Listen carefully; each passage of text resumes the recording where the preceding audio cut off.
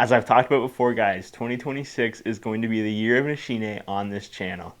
It's a brand that I've really started to dial in on, and here today, I luckily have some more stuff that I managed to pick up at a local tackle show.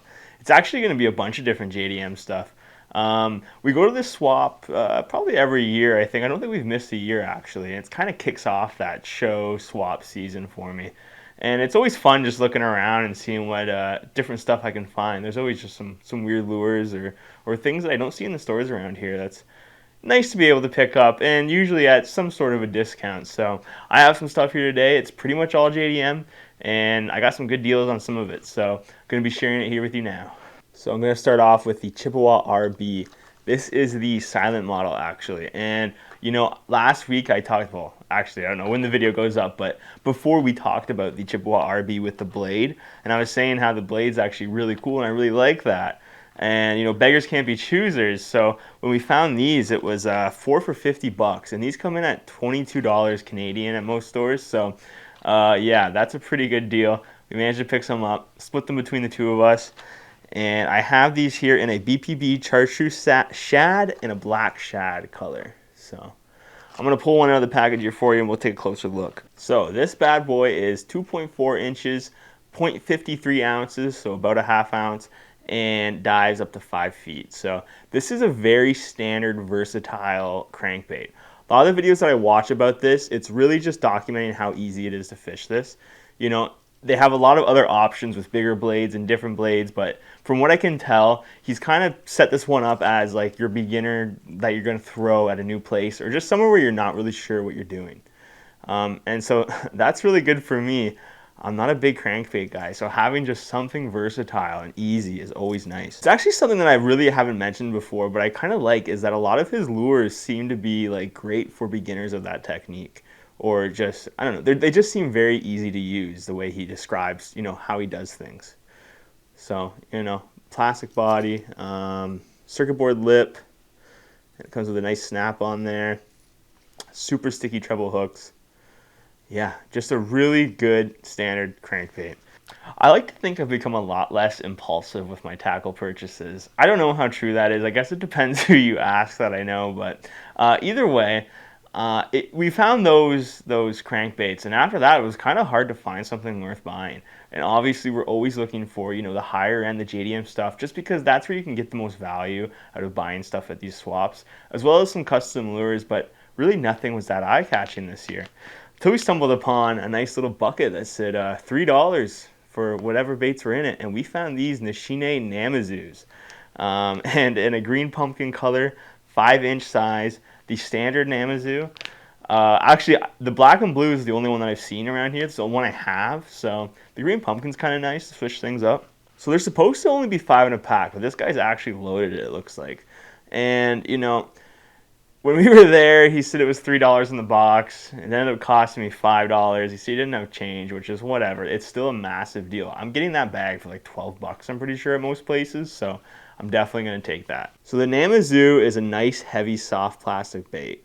I think the 5-inch is something like 0.57 ounces or something. It's a half-ounce soft plastic, which is nice and heavy. It has a nice flat bottom on it, and so that'll get it to fall really flat. This is a bait I've talked about before, so none of this should be that new.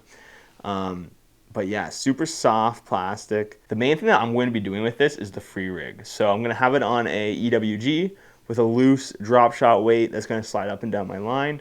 And this is something that I'm really trying to fish more, which I've talked about also a lot on the channel. It's just something that worked out pretty good when we dabbled in it last year. And so I just think, why not expand on that? The other thing you can do with this that I've always found kind of interesting that hasn't really worked for me yet is just fishing it weightless, where you can fish it like a fluke kind of style thing. You can do it just like throwing like a big worm, that sort of thing. So yeah, so it is, again, super versatile, soft plastic bait. And I think like if you're new to the heavy soft plastic world, this is a good one to start with, because it is kind of similar to like a Sluggo, fluke, Senko style of bait, right? So it's close enough to things that you're familiar with. And so that tail just narrows right down there. But yeah, overall, not a whole lot going on here, which is actually good. It's very simple. and just seems to work really well. I know Liam fishes this a lot for the bass, and yeah, they crush it whenever we go out. So something I want to try more often. I just always find myself going for the smaller, heavy, soft plastics for whatever reason. But yeah, so here's where things get a bit interesting for me. This is the Megabass Diner Response blade bait. There's a lot of words going on up here. I'm not sure what the exact name is, but I'm pretty sure that's what it's called. And, you know, it's from Megabass, so you know it's going to be a quality hard bait. I have some experience with their soft plastics, and nothing's really blown me away. But, I mean, this is going to be my first time trying a hard bait from them, so it should be interesting. So this is the 1/4 ounce in the Kinkaro color. Has a little bit of a tail on there. Oh, my God. Try that again. This is the 1/4 ounce in the Kinkaro color. A little bit of a tail on there. Some small trebles. What's the actual size on this? Let me see. To be honest, this whole package is in Japanese, so I might not be seeing it, but I'm always kind of annoyed when, you know, I use things like Nishine where they have all of the details and specs on lures on the packaging, on the website. It's so readily available. On here we got pretty much nothing, but it does show you some casting techniques there, which is kind of nice, I guess. Either way, the reason why I went for this was the blade bait, as a lot of you know, is kind of known as like a fall-winter style of bait. Just for whatever reason, it seems to work better in the cold months. I guess because it imitates like dying shad and that sort of thing, which is what happens as your oxygen levels and everything change in a lake. So if you've watched the channel, then you know that I absolutely suck at winter and fall fishing. Not that I fish in the winter, but fall fishing. It's usually pretty bad. You know, unless they're just really honing in on like chatterbaits and things like that, I have a hard time really learning how to match the patterns and catch fish. So having something else in my arsenal is nice. And like I say, this is going to be completely new to me. So yeah, I don't know. Hopefully this gets some use in the fall. I mean, you can use them year round, of course, and I might. It's essentially, to me, from what it seems like, is like a finessey lipless, right? Like a lot of times lipless crankbaits have a rattle, they're loud, there's a lot going on. And, you know, this is kind of the opposite of that. It's more of a chilled, laid back, which can be good. Why it's good in the fall is it's good in those periods where, you know, the fish are a bit more finicky, which is what we have to deal with a lot of the time around here. Now, from researching the blade bait, it seems like people are usually using these deeper water, you know, fishing from a boat. But I actually watched a hookup tackle video where he talked about this lure specifically, and he was mentioning the fact that, you know, you can use these in shallow water as well, and it works really well for that. And what's nice about that is that I fish a lot of shallow water. So watching that video gave me some confidence. And he talks a lot about this one specifically, where he mentions some things like the individual line ties. So the Simcoe 75, for example, is a bait that has multiple line ties on it. A lot of blade baits do. It gives you different options, you know, whether you want to yo-yo it or jig it or that sort of thing. This one's very simple. It's just a straight one line tie, and it's made to be cast and retrieved, which is what I like. That's kind of the way I fish. So, you know, as far as blade baits goes, this seems like the perfect one for me. Should be nice either way. Should be interesting. And, yeah. Hopefully I get some footage with this. It would be kind of cool. It just looks like an amazing bait. I mean, Megabass always knocks it out of the park with their colors. And, you know, for that reason, it's definitely an eye catcher. So allow me to pivot into another lure that I have never used. The tailspin. This is actually the Jackall Daracoup. It's in 1/2 ounce, and this is the clear shad color. So yeah, same guy I got the blade bait off of. I actually got the tailspin as well, and this is another lure that actually I was looking at like a couple of years ago. I think I saw a video on it last year maybe. Just a lure that seems to work. It's a super, you know, simple chuck and wind kind of technique. You can impart a little bit of action, but overall things aren't getting too complicated here. This is a little guy, basically just a piece of lead with a blade on it. And, you know, small little treble on there. Something I worry about is that this may kind of get, you know, tangled up in the slop and the weeds. And, you know, if you're fishing super heavy, of course it will. But from what I hear, a lot of times when you're fishing this, you're kind of going like that. The body's going to, you know, block a lot of the scum off of that treble hook, which would be nice. Blade's got a little bit of white on there. I don't know if you can really pick that up. Interesting enough, not something that I'm going to go nuts about. It really means nothing to me. But, you know, just again, a really quality looking bait. Just something kind of neat and something new that I can add. And again, like the Beyblade, this is really good in the fall and winter. Again, this is a time that I'm not good at fishing, so having options is nice. So really, I don't have a whole lot to say about this one. The tailspin is a technique that isn't super popular. I don't see a lot of people talking about it. It's kind of old school. I know Mans had one that everybody talked about, way back in the day before I even started fishing probably.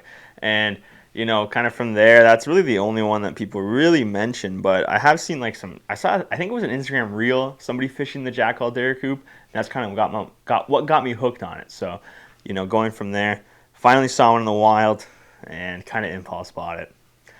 Whatever, it's what we do, right? So, yeah, I'm gonna add it to the collection definitely in fall.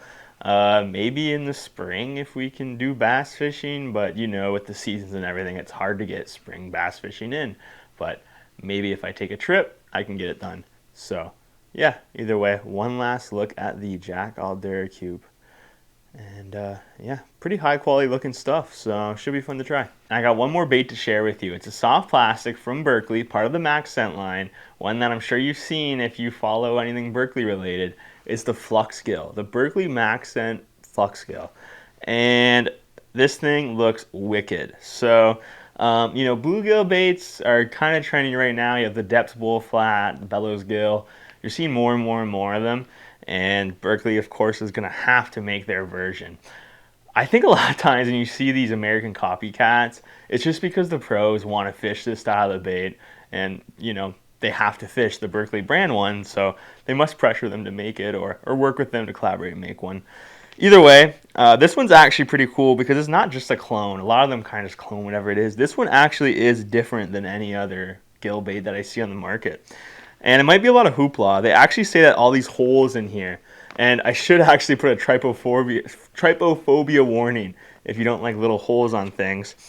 But yeah, all these holes here are supposed to dissipate scent, and it smells like not good. Like it doesn't even smell like I think a fish would like it. Like it doesn't stank. It just kind of smells gross. But I have some history with the Maxscent. I've used it. I love the hitworm. I love the flatworm. They make great drop shot baits. So there is something to be said about the Maxscent. It does work. It does help catch fish, I believe. And this here is the 5.3-inch Flux Gill in the Kobayashi color. So this is a big one.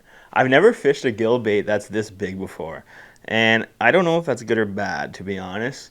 I wonder if it's a little too big for around here, but at the same time, I've been wanting to throw the big bellows gill, things like that for a while, so I'm going to take the plunge with this one for sure. And again, this is something I'm going to be free rigging a lot. So the package says to pair this with a 4/0 hook. That makes sense to me. And yeah, I mean, this is just going to give a lot of movement in the water. You see a lot of videos, a lot of the underwater videos really make this thing look amazing. A lot of guys Nico rig it. And that's another cool part about it is that, the bellows gill, the Nico hack is like almost necessary to Nico rig it. And the Nico hack is, if you don't know, the Nico hack is just a piece of plastic that kind of shoves through the bait and then you insert your hook through that. And it'll keep the plastic together longer, but it also just makes it so those creature baits are easier to Nico rig. This one, however, I've seen lots of footage. Guys just put the hook right through the middle of that core there, and yeah, it holds on for at least enough to catch some fish. Maxscent, not known for their durability, but it's something you sacrifice because I sacrifice it because I feel like that does work a lot. For whatever reason, Berkley does not release their Japanese Maxscent products. They actually have a lot of cool stuff that I've seen. Just some really weird, different designs that I think would work well here. For whatever reason, they keep them to Japan. We get some more generic stuff in America, stuff that's been out for a long time that's just not new. And so it was really cool to get a cool new design. And so, yeah, another free rig bait to add to my collection. One that I'm going to be fishing probably most of the year. I have a feeling I'm going to be fishing through this bag as the year goes on. It's just, this looks really nice to hold in person. So, yeah, I'm excited. I like it. And we'll go from there. So that's all I got for lures today. Not a whole lot, obviously. I've just become really intentional with my tackle buying. It's kind of a goal I've had so far this year, and I've, for the most part, stuck to it. However, there's still lots of shows coming up. I know there's a Niagara Outdoor show we usually hit, and I kind of want to go to CanCast this year and check that out for the first year in Peterborough. So I expect lots of content still over the off season. If that's your sort of thing, feel free to subscribe. And Yeah, if you liked the video, leave a like, comment, tell me what you think, and I will see you all soon.